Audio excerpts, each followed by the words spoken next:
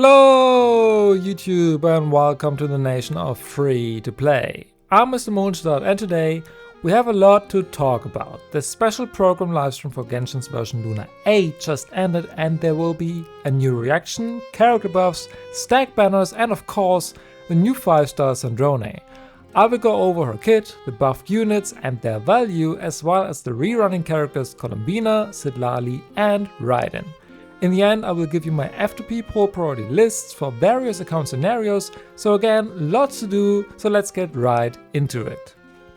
First up, let's have a look at the highlight of this version, Sandrone. The 7th of the F2P Harbingers is a cryo claymore and is meant to be played as an on-field damage dealer. Her gameplay revolves around her charge attacks and the stellar conduct reaction. Stellar what? Do you mean superconduct? Great question, no I did not. Let me elaborate a little bit. In order to understand Sandrone's kit, we have to understand the new reaction that is coming to Genshin Impact, Stellar Conduct. What is it and how does it work? If you've been playing over the last year, you came across the Luna reactions in Nod-Krai. These Luna reactions were variations of the original reactions, and Luna hits did ignore defense and were calculated in a specific way. Also, you required certain characters in your party to trigger these reactions, or to be more precise, certain 5-stars from Nod-Krai. On top of that, Luna reactions were shilled a lot in Genshin's endgame modes and were at the center of the meta. Now, surely the stellar reactions will be completely different from that, right? Stellar Conduct is the first new reaction in the game that we can account to the Snezhnaya meta. Yes, it is in fact a variation of the superconduct reaction. When cryo comes in contact with electro, a special stellar conduct reaction will be triggered if certain conditions are met. These special conditions are that you need a character in your party who can enable a stellar conduct reaction. And surely Hoyo is not gonna lock this behind Snezhnaya 5-stars only, right? Anyway, during version Luna VIII, the only character that can enable stellar conduct is gonna be Sandrone. And if the pattern of the Luna meta actually works in a similar way, I would expect at least one more unit to be released in the future who will enable this reaction as well, but more on that in a bit. When stellar conduct is triggered, a starlight prism is generated and the surrounding area turns into a wondrous polestar field for a short period of time. Now, what the hell does this do? All characters inside this field receive a cryo and electro damage bonus buff. And on top of that, when enemies within the field are hit by cryo or electro attacks, the field will store this elemental energy, so these applications, and then completely release them every 4 seconds. And the more hits / applications are being stored, the more cryo and electro damage bonus you will get, and the bigger the stellar conduct damage will be as well. Additionally, opponents within this polestar field will also have their physical res lowered. As a second effect, certain units will gain the Radiant Stellar Conduct effect, which will enhance certain abilities. Also, these units can deal direct stellar conduct damage, and these hits can crit. So basically the same as Luna, but the reaction and the polar field actually do something as well. Lots of cryo and electro applications seems to be valuable to make the most out of this new reaction. So far, so good. With that knowledge, let's go back to Sandrone. As I said, her gameplay revolves around her charge attacks. Her normals are not important, but her charge attack will summon her robot companion Hoyo and unleashes a sweeping fire attack, dealing AoE cryo damage. However, in Radiant Stellar Conduct, the laser beam is instead considered stellar conduct damage, and of course you cannot fire this powerful beam forever, so instead Hoyo will start to heat up, indicated by this bar on the side. Once you reach the cap of 100, the robot will overheat, which causes the attacks to be slower and weaker. Now it has to cool down again so that you can use your charge attack a second time. One way is to swap out of Sandrone, as this will make the cooldown process faster. You need to get the bar to 50 points or lower. Another method that is also very efficient is Sandrone's elemental skill. With her E, she will hop on a small mech and hovers around for a max of 6 seconds. You can also use this as a small little exploration feature, as it is faster than walking. But once Sandrone starts hovering and you are in combat, she will summon a cannon and fire 2 prism shots at enemies, dealing cryo damage, and again, if you are in the Radiant Stellar Conduct state, the second shot will count as Stellar Conduct damage. And all of that is nice, but the main effort of her skill is to cool down Fagio basically instantly. Since her skill has a super short cooldown, you can kinda use her charge attacks over and over without swapping out. You charge attack, then skill, then charge attack, then skill, and so on. Of course, there's no point in doing that over and over again, as your buffs from your teammates will run out and your damage will be pretty low at some point, but you can extend the rotation if you need to without any problems. Next up, her elemental burst. Sandrone summons a larger cannon and unleashes a full bombardment, followed by a ray of damage dealing AoE cryo damage. And again, you guessed it, if she is in Radiant Stellar Conduct, the ray will count as Stellar Conduct damage instead. Her burst looks pretty powerful as well, so it is a nice addition to her kit. Sandrone's passive talents might remind you even more of the Luna characters, but let's go over them one by one. First up, if in the Radiant Stellar Conduct state, the second prism shot from her skill will deal more damage if Fagio is in the cooldown phase, so basically you use the skill as intended. Also, Sandrone will gain stacks the more decoding power Fagio loses, and she can use these stacks then to increase the damage from her elemental burst. Next up, her elemental mastery will be increased based on her attack, and lastly, when a party member triggers Super Conduct, it will be Stellar Conduct instead, and she will also buff that reaction based on her stats, similar to Flynn's, Inefa, Lauma, Nefer, and so on. And when Sandrone is in a pole star field from the Stellar Conduct reaction, she will enter the Radiant Stellar Conduct state, so you see everything comes full circle. Overall, Sandrone seems like a pretty easy to play Stellar Conduct DPS, who has a similar playstyle like Luna VIII. However, while Luna VIII used to shine with his support flexibility and versatility, that might be a problem for our Harbinger here. Of course, a full team is not out yet, and even though we do not know anything about the kits of the Snezhnaya unit so far, the similarity to the Luna meta is rather obvious. That means that Sandrone might not be a top 5 DPS on her release, but that might change rather soon with the cryo region. Still, since Superconduct was one of the worst reactions in the game so far, there are basically no units who will synergize with her, right? Well, that's what Hoyo thought as well, and that's why the devs decided to buff some older characters and give them synergy with Sandrone. The buffed units were announced a few weeks ago. Mizuki, Cyno, Yae Miko, Wriothesley, Qiqi, Diona and Beidou all got some form of rework. Now, since this video is going to be long enough already, I will not go over these units in too much detail here. Some of them got rather basic kit changes like Qiqi, and others got more specific buffs that are bound to a certain reaction, for example Wriothesley. And now you might guess what reaction that is. And that's right, Stellar Conduct. No way! TLDR, Diona, Beidou, Qiqi, Cyno, Wriothesley and Yae Miko all got upgraded so that they work well in Stellar Conduct teams, and Sandrone has some team options on release. Diona and Beidou are 4 stars and Qiqi is a standard unit, so you either have them on your account or you don't, but you're not getting either specifically for Sandrone. Wriothesley and Cyno are damage dealers themselves and probably have little synergy with her. And the problem is though that both of these buffed DPSs only get access to the new kits with the Radiant Stellar Conduct state, which means you need to run Sandrone in their party?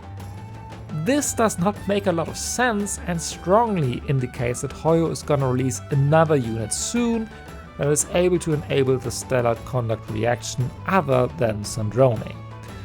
Whether that unit is meant to be played with Sandrone or not remains to be seen, but I would be very surprised if that is not the case. With all that being said, the last unit that got buffed and actually has synergy with the marionette is Yae Miko. Yae is an electro off-field sub-DPS and applies quite a bit of electro with her Sesu Sakura. On top of that, she is featured in the Temper Thyself and Journey Far event, which means if you own her, her Constellation 1 is free and further increases her damage. And I say all of that because we will be getting a special Chronicled Wish banner next version as well, featuring Yae Miko, Wriothesley, Cyno, Mizuki and Qiqi, as well as the signature weapons. What is Hoyo cooking up here? Without buffs, this Chronicle banner would have been a very easy skip, especially before the release of a new region, but what about now?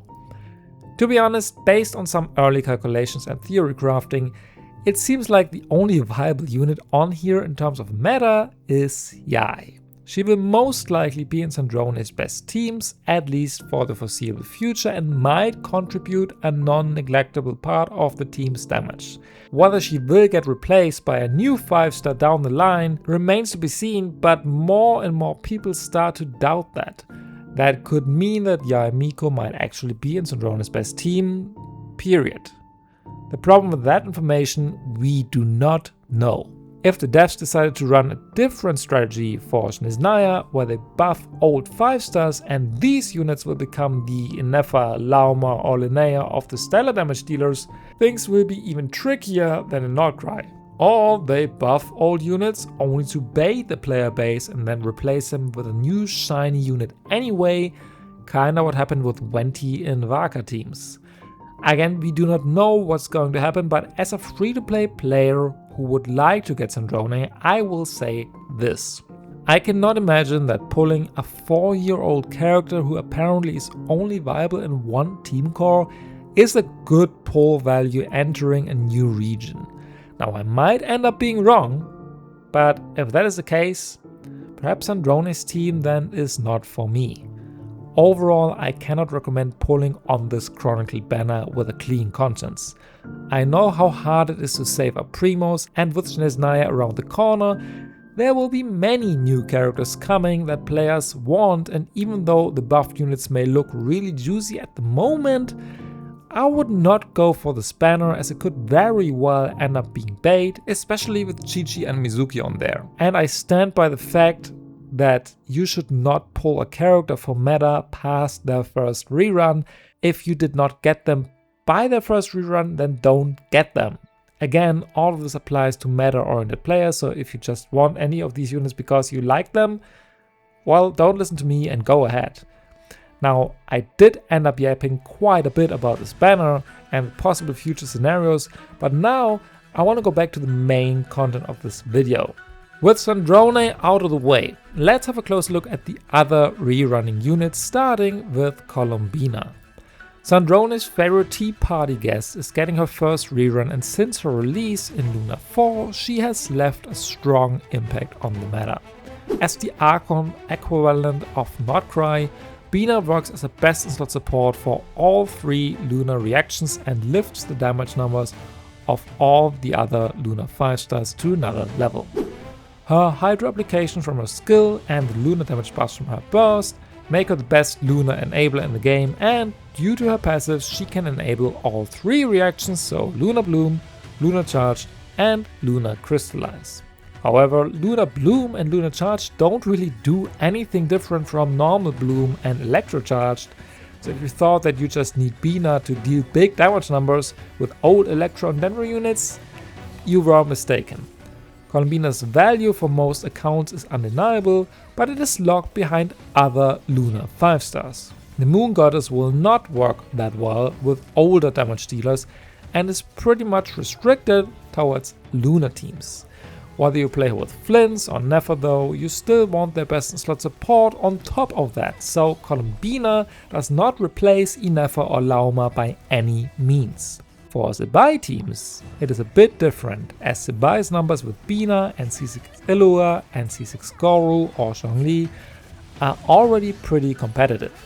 Of course, Linnea is an upgrade, but if you still need and want to pull a Luna DPS, Zibai is the best option as she is the least reliant on her 5-star support as long as you have Columbina. On the other hand, it can be a good idea to pair Bina with Lauma or Inefa, even if you do not own Flints or Nefer. The Binefa core can make any team reach 100k DPS with decent investment, and with Lauma, Bina can even be played as a Luna Bloom main DPS herself due to her passive talent that allows her charge attacks to deal Luna Bloom damage. Now, will it be as strong as Nefer? No, but I think it is stronger to play Lauma and Bina than Nefer and Bina, as Lauma is such a big contributor to the team damage. The same is true for Binefa. Inefa and Bina will be stronger than Flints and Bina without Inefa. So personally, I went for just that strategy and it really saved my F2P account multiple times. I got one full Luna team with Zibai, Linnea and Bina, and I only got Inefa and Lauma. This way I was covered for all Luna shield mechanics the game threw at me and had multiple options to choose from. Now, that was on Bina's release though. It is a different time, and Snezhnaya with new stellar meta is around the corner. I don't think it is worth to get all these Nod-Krai 5-stars by now, as the shield will change and target future characters instead. Does that mean Bina is not a good pull? No, not at all. Columbina is one of the best 5-stars in the game and she will stay S tier for the next year, but only if you have the right team core for her. Without any other Nod-Krai 5-stars, she will feel underwhelming and you should only consider getting her if you already have or plan on getting units like Inefa, Lauma, Zibai or Linnea. I will talk about specific account scenarios once I get to my pull priority list, but for now, I want to have a brief look at the other two reruns. Citlali is getting her second rerun and a new skin as well. Granny Itztali is a cryo shield support who shreds pyro and hybrid resistance, enables Mavuika's strongest team, Melt, and shines with her F2P friendliness. She's easy to build with a Cinder City set and does not really care about any stat other than energy recharge. For a weapon, TTDS is an amazing option that everybody has on their account already, and while she is Mavuika's elite support, she also works with Arlecchino, Gaming, Lohen or Skirk. I got Citlali on her release and she is one of my favorite characters in the game. I used her all the time, first with Mavuika and Nervi, sometimes with Arlecchino, and also as a 4th slot in Skirk teams. She might be one of my most used 5-stars of all time in fact, but again, that was 1.5 years ago. What about now? While Citlali is still a valuable unit to have in your account, the meta has changed over the last year and she is not part of any of the Luna teams. Her best teams are again Mavuika, Skirk, and perhaps Lohen, even though I would not get her just for the 2 cryo carries. Skirk has many options to choose from, and Lohen prioritizes Dorian and Nicole. So the only meta team that Citlali is worth getting for in Luna VIII is Mavuika in my opinion, assuming you already own the rest of her team, so C6 Yansan, C6 Bennett, and the Pyro Archon herself. If you're lacking any of these components, it would depend on your savings and your love for these Nutline girls. So Citlali is still a good 5-star, but I expect her value to drop quite a bit in Snezhnaya.